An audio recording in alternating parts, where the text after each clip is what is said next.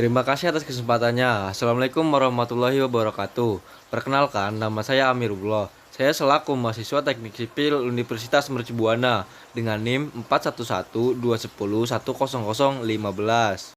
Di sini saya ingin mempresentasikan tentang tugas besar 2 Manajemen Komunikasi Proyek dengan dosen Ibu Lili Kholida ST MT.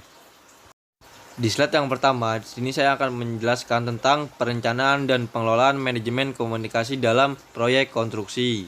Manajemen komunikasi dalam proyek konstruksi ini sangat penting, yang melibatkan perencanaan, pengorganisasian, pengendalian, dan pengawasan semua komunikasi yang terjadi baik internal maupun eksternal. Pertama, perencanaan komunikasi melibatkan identifikasi siapa yang perlu menerima informasi jenis formulir yang mereka butuhkan, kapan mereka membuatnya, dan bagaimana mereka menerimanya. Pengelola komunikasi melibatkan memastikan bahwa semua pihak yang berkepentingan menerima informasi yang mereka butuhkan untuk melakukan pekerjaan mereka dapat efektif. Ini biasanya menggunakan berbagai macam alat dan teknologi seperti email, sistem manajemen proyek, dan rapat reguler. Di sini ada 6 tahap perencanaan dan pengelolaan manajemen komunikasi dalam proyek konstruksi. Yang pertama ada identifikasi stakeholder. Ini adalah tahap awal di mana Anda mengidentifikasi semua pihak yang berkepentingan dalam proyek seperti klien, kontraktor, pemasok, dan karyawan. Yang kedua ada pembuatan rencana komunikasi. Setelah mengetahui siapa saja stakeholder, Anda perlu membuat rencana komunikasi yang mencakup detail seperti metode komunikasi, frekuensi, dan jenis informasi yang akan disampaikan. Kemudian yang ketiga ada implementasi rencana. Setelah rencana komunikasi dibuat, langkah selanjutnya adalah implementasi. Ini melibatkan pengiriman informasi sesuai dengan rencana yang telah ditetapkan. Yang keempat ada pemantau kontraktor. Tahap ini melibatkan pemantau efektif komunikasi dan membuat penyesuaian jika diperlukan. Ini bisa melibatkan pengumpulan umpan balik dari stakeholder, analisis data komunikasi, dan peninjau kembali rencana komunikasi. Yang kelima ada peninjau dan penyesuaian. Sepanjang proyek penting untuk terus meninjau dan menyesuaikan rencana komunikasi agar tetap relevan dan efektif. Ini bisa melibatkan perubahan dalam metode komunikasi, frekuensi, atau jenis informasi yang disampaikan. Yang terakhir ada evaluasi akhir. Setelah proyek selesai, melakukan evaluasi akhir tentang bagaimana manajemen komunikasi berjalan dapat memberikan perjalanan berharga untuk proyek di masa depan. Kesimpulannya adalah ingat bahwa komunikasi yang efektif adalah kunci keberhasilan suatu proyek. Kemudian di topik yang kedua di sini saya akan membahas monitoring komunikasi proyek konstruksi. Adalah bagian penting dari manajemen proyek. Ini membantu memastikan bahwa semua pihak yang berkepentingan mendapatkan informasi yang mereka butuhkan tepat waktu dan dalam format yang paling berguna bagi mereka. Di sini saya membaginya menjadi 5 bagian. Berikut adalah beberapa langkah yang dapat Anda ambil untuk memantau komunikasi dalam proyek konstruksi. Di pemantauan yang pertama, gunakan alat manajemen proyek. Alat ini dapat membantu Anda melacak komunikasi dan memastikan bahwa semua pesan penting telah diterima dan dipahami. Beberapa alat bahkan memiliki fitur yang memungkinkan Anda melihat seberapa sering pesan dibaca atau dibuka. Nomor 2, rutin mendengarkan rapat. Rapat reguler dengan tim proyek dan stakeholder lainnya dapat membantu Anda membantu komunikasi dan memastikan bahwa semua orang tetap berada di halaman yang sama. Yang ketiga adalah meminta umpan balik. Meminta umpan balik dari tim Anda dan stakeholder lainnya tentang efektivitas komunikasi. Apakah mereka merasa mendapatkan informasi yang mereka butuhkan? Dan perlu juga menanyakan apakah ada hambatan komunikasi yang perlu diatasi. Yang keempat, lakukan audit komunikasi. Audit komunikasi dapat membantu Anda mengevaluasi efektivitas komunikasi Anda dan mengidentifikasi era yang perlu ditingkatkan. Yang terakhir, tinjauan rencana komunikasi Anda. Sepanjang proyek, Anda harus terus meninjau rencana komunikasi Anda untuk memastikan bahwa itu masih relevan dan efektif. Jika perlu, buat penyesuaian berdasarkan apa yang Anda pelajari dari pemantau dan umpan balik Anda.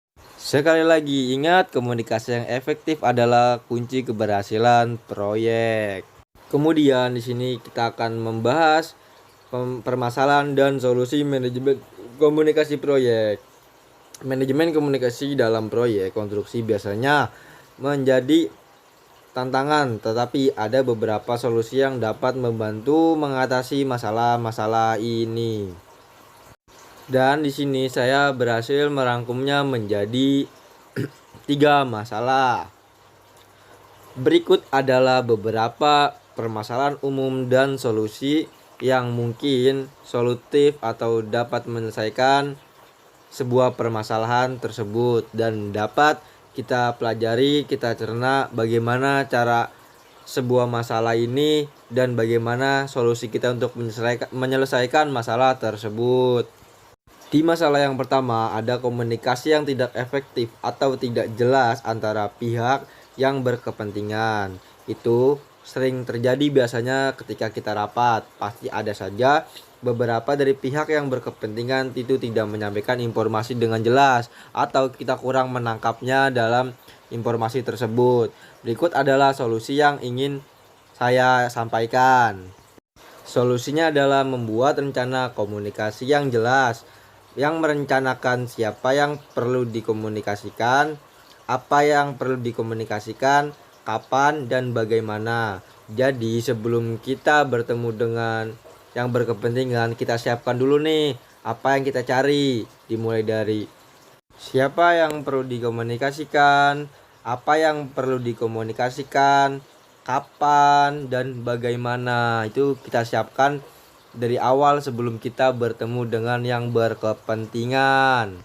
Langsung next ke permasalahan yang kedua, yaitu informasi terlambat atau tidak lengkap.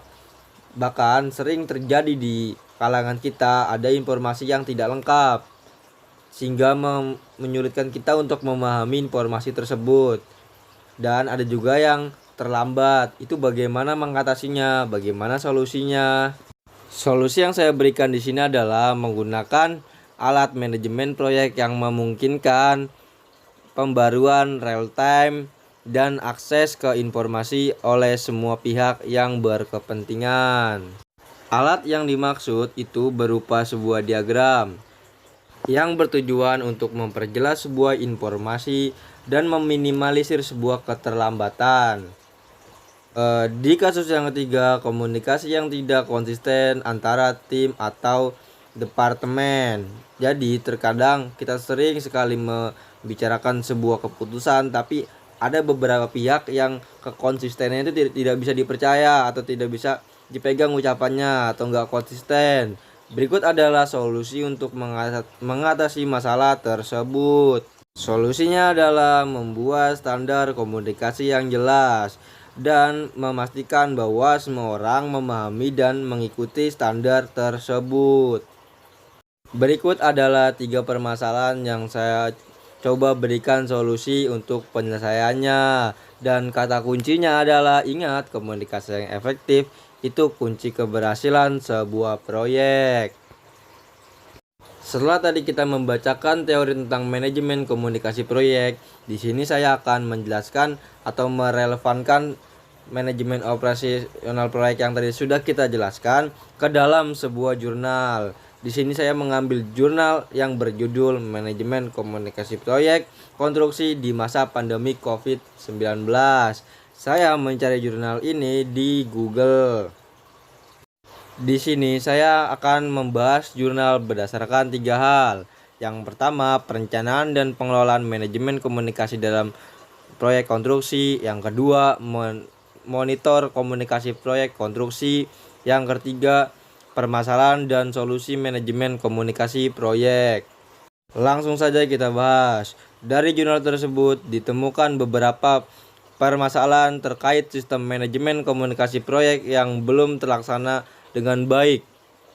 Hal ini terbukti dengan adanya hal-hal yang tidak sesuai dengan PPK pejabat pembuat komite ketika menghadapi dan mengerahkan penyediaan barang dan jasa dalam proyek konstruksi. Untuk mendukung sistem manajemen komunikasi yang baik, diperlukan suatu sistem terintegrasi. Saya membaginya menjadi 5 bagian. Yang pertama, pembuatan firma perusahaan yang terintegrasi dengan baik. Yang kedua, verifikasi lapangan dalam pemilihan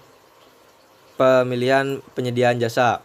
Yang ketiga, evaluasi perpanjangan izin perusahaan. Yang keempat, penggunaan sistem informasi teknologi yang mampu mengintegrasikan seluruh mekanisme yang dibuat. Yang kelima, perlunya payung hukum terkait dengan adanya usulan dan mekanisme yang baru. Dengan ini mengimplementasikan langkah-langkah tersebut, diharapkan sistem manajemen komunikasi proyek konstruksi dapat berjalan dengan baik, sehingga seluruh kegiatan proyek dapat dipertanggungjawabkan dengan baik. Selain itu juga hal itu bertujuan untuk penggunaan jasa mendapatkan calon penyediaan jasa yang tepat dan sesuai harapan. Selain itu diperlukan pula sistem informasi teknologi yang mampu mengintegrasikan seluruh mekanisme yang dibuat. Selain itu, ada juga kebutuhan payung hukum terkait dengan adanya usulan dan mekanisme yang baru. Jurnal ini memberikan pemahaman tentang permasalahan yang dihadapi dalam manajemen komunikasi proyek konstruksi selama pandemi COVID-19. Mungkin sekian dulu presentasi dari pembacaan jurnal yang tadi saya bacakan dan teori tentang manajemen komunikasi proyek. Kurang lebihnya saya mohon maaf. Wassalamualaikum warahmatullahi wabarakatuh.